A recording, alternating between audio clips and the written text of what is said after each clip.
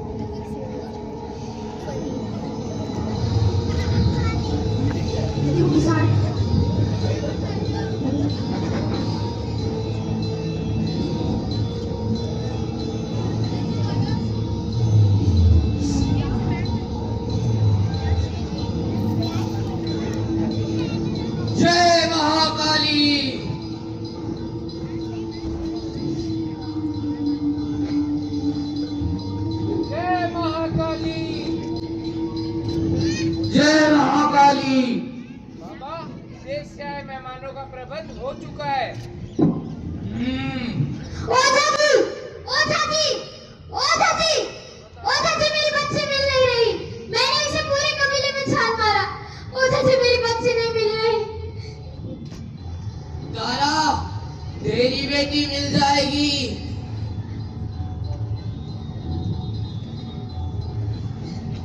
ओझा जी, ओझा जी, देखिए, देखिए मेरी बच्ची मिल गई।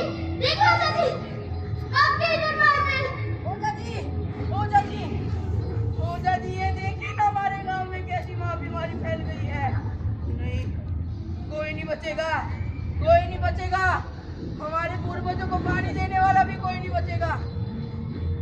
हमें बचा लीजिए ओझा जी, हमें बचा लीजिए। तंत्र मंत्र कुछ तो उपाय निकालिए ओझा जी, हमें बचा लीजिए ओझा जी। देवी हमारे कबीले से रुष्ट हो गई है। अब तंत्र मंत्र किसी का भी असर नहीं होगा। हाँ, हो सकता है नरबली से देवी प्रसन्न हो जाए। नरबली? पर कौन देगा नरबली? तारा, तेरी बेटी को देनी होगी नरबली। हाँ तारा, तू अपनी बेटी की नरबली दे दे। हाँ तारा, तेरी बेटी की बलि दे दे। हाँ तारा, तू अपनी बेटी की बलि दे दे।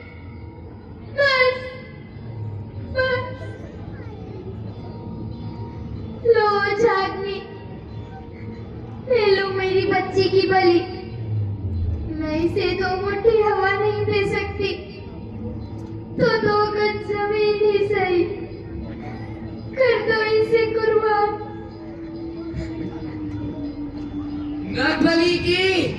तैयारी की जाए।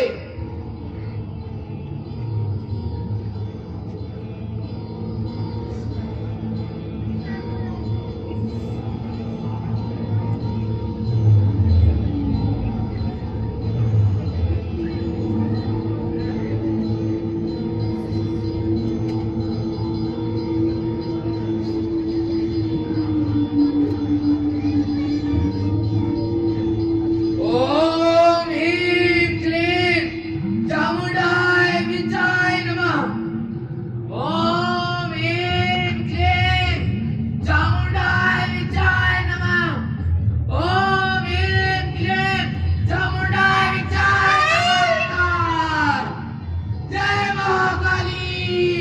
मां बलि स्वीकार करो।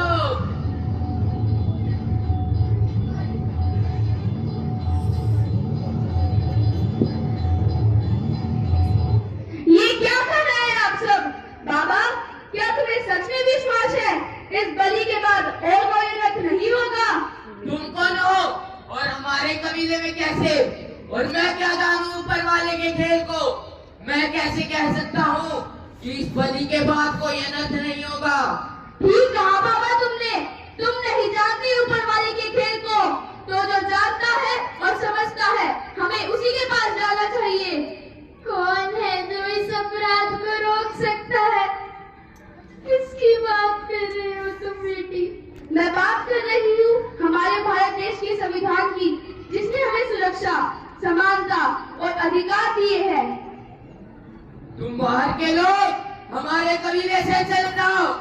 मैं कोई बाहर की नहीं हूँ, बल्कि इसी कबीले की बेटी हूँ।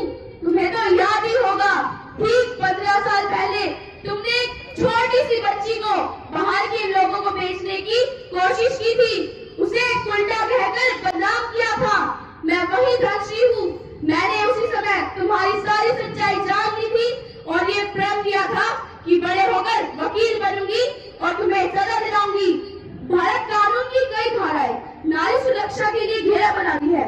भारतीय न्याय संहिता की धारा 372 और 373 के तहत लड़कियों को खरीदने और बेचने वालों को सख्त सजा।